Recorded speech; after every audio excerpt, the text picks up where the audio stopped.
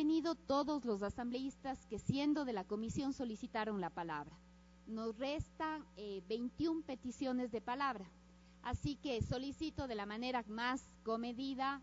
para poder avanzar en el debate de hoy en la tarde. Les solicito a los asambleístas tratar de ser breves, concisos, ojalá no utilizar los 10 minutos que legalmente son posibles y evitar repeticiones, por favor, para poder avanzar más rápidamente, dando la palabra a un mayor número de legisladores.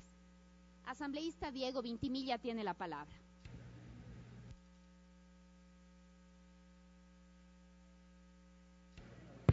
Gracias, presidenta. Procurando atender su petición, trataré de ser lo más breve posible. En primer lugar, me parece indispensable y necesario saludar y agradecer la participación de las distintas organizaciones sociales que han logrado implicarse en este debate y hacer aportes importantes para que este proyecto de ley pueda cumplir con los objetivos políticos planteados al momento de ser emitido. De la misma forma, me parece necesario agradecer a la Comisión por la incorporación de muchas de las propuestas y observaciones que se han hecho, sabiendo que es una tarea titánica recoger observaciones tan diversas, tan plurales y lograr sistematizarlas en un solo cuerpo. Para concentrarme en las partes bastante complejas del texto que aún me parece que deben suscitar debate este momento, en primer lugar, el artículo 3.5 establece el derecho de propiedad durante la gestión del proyecto, pero no menciona qué va a pasar con esa propiedad una vez finalizado el proyecto en modalidad APP, lo cual nos parece que es necesario que se lo aclare. Y por su parte, el 3.6,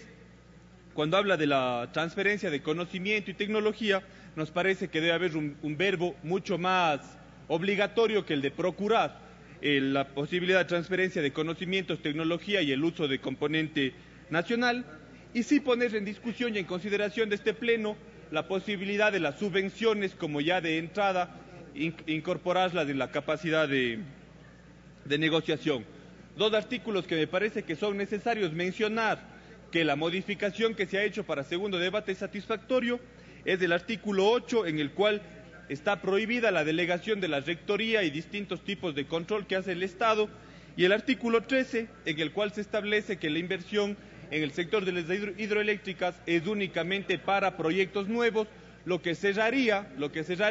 esta posible puerta que se abría en el primer documento respecto a la privatización de las hidroeléctricas. En el artículo 21, tal como está planteado en el texto, señora presidenta y colegas, me parece que más allá de las diferencias políticas, ideológicas, y con esto no quiero decir que no las existan o que no importen, ha habido un acuerdo común en respetar el orden institucional democrático del país y sobre todo la doctrina jurídica que sustenta, ¿no es cierto?, la jerarquía de ley, y es importante que el artículo 21, ex artículo 8, haya sido modificado para garantizar que esto que es tan necesario, que es la simplificación de trámites, no vulnere las normas superiores. Para buena noticia, leía hace no muchos minutos la intervención del compañero de la Secretaría de Administración Pública, en la cual mencionaba que ya este momento, sin ley, sin necesidad de establecer esta controversial propuesta, se han eliminado ya en el Ecuador 600 trámites en este año y se espera que se eliminen 1.200 más en el próximo, lo cual da cuenta que es una propuesta que no sería necesaria de acogerla. Se dice que nada es para siempre y con eso coincido plenamente. Así que yo, compañeros y compañeras, me permitiría proponer a la presidenta de la comisión y a la comisión y a este pleno que podamos definir plazos específicos para la duración de los contratos en modalidad APP, para la aplicación de proyectos APP. No podemos ser tan discrecionales, dejar tan al antojo del proyecto los plazos.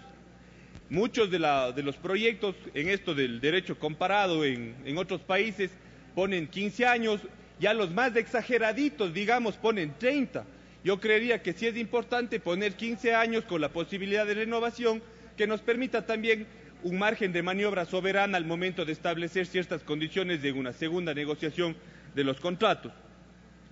Respecto al artículo 28 de la ley que habla sobre el tema de esta metida a última hora remisión de intereses,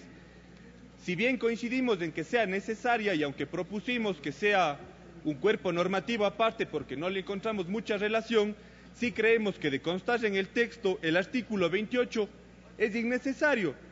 y sobre todo inconveniente porque habla de remisión incluso en procesos coactivos, es decir, sería una pérdida por partida doble porque el Estado ya hace la remisión de intereses de un proceso en el cual ya generó un gasto administrativo y económico para lo que es el juicio coactivas. Sumarme sí a la propuesta que ha realizado el legislador Mauricio Proaño sobre el tema de las tierras rurales. Me parece que hay una petición de los compañeros amazónicos que también es necesario, legítimo y sobre todo conveniente discutirlo para garantizar un tratamiento específico, no digo especial, pero sí particular de la realidad amazónica respecto a lo que es la tenencia de tierra en cuanto a hectáreas. En lo que es la disposición derogatoria, creo que la ley de comunicación, hay también un acuerdo general en que no tiene sentido la derogatoria del artículo en mención. No hay justificación, se lo ha dicho aquí en muchas bancadas, ¿para qué vamos a hacer? Si eso lo único que generaría es caminos para una publicidad engañosa en la cual creemos que sí se tiene que precautelar la salud de los ciudadanos a priori, no esperar que haya la comisión la generación de una propaganda fraudulenta, mala, nociva, para ese rato actuar. Creemos que sí es necesario el control a priori desde el Ministerio de Salud. Y un elemento en el cual quiero poner énfasis, porque de la misma forma como en democracia se ganan algunos elementos y otros no se los logra, esto sí ha sido un acuerdo que es importante poner a consideración en este cuerpo colegiado. Me refiero a las disposiciones reformatorias a la número 40 del artículo 47 de la Ley de Empresas Públicas, en la cual se le estaría reduciendo la capacidad de control a la Contraloría General del Estado para únicamente control externo mediante empresas especializadas. Creo que no necesitamos poner esa únicamente por empresas, porque la Contraloría tendrá la capacidad de decidir si tiene las capacidades y las competencias necesarias o si tiene que contratar una empresa especializada para hacerlo. Y en el artículo 4 de la Ley de la Contraloría General del Estado, que también se propone en la misma disposición reformatoria, me parece que la capacidad de control de la Contraloría General del Estado no puede eliminarse para proyectos de la modalidad APP, porque si bien el Estado está delegando, no deja de ser un proyecto público, no deja de tener involucrados ahí recursos públicos y sobre todo intereses públicos y colectivos. Y es por eso que hemos pedido con el compañero Armando Aguilar, y lo hemos presentado formalmente, una propuesta de reformatoria en la que se incluya la capacidad de control de la Contraloría, tanto a la institución y al funcionario delegante, como a la persona o empresa delegataria, precautelando el interés público por encima de todas las cosas. Señora Presidenta y colegas, creo que este proyecto ha mejorado sustantivamente como parte del proyecto de la Revolución Ciudadana. No queda más que congratularnos de haber logrado acotar la ley, de darle una orientación política concisa, coherente con el tiempo, con el momento político y coyuntural que enfrentamos como país,